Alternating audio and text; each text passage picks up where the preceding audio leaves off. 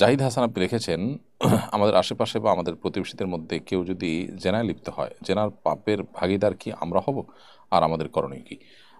ভাই জাহিদ হাসান, যদি আপনার আশেপাশে এরকম কেউ কোনো গুনাহে লিপ্ত হয়, আপনি তাকে সংশোধন করবার চেষ্টা করবেন, ইসলাহের সংশোধন করার চেষ্টা করবেন, নানামুখী উদ্যোগ নেবেন। আপনার সাধ্য অনুযায়ী আপনি চেষ্টা করেছেন, একটু যদি হয় তাহলে সেক্ষেত্রে এখানে আপনার দায় থাকার কোনো প্রশ্নই ওঠে না।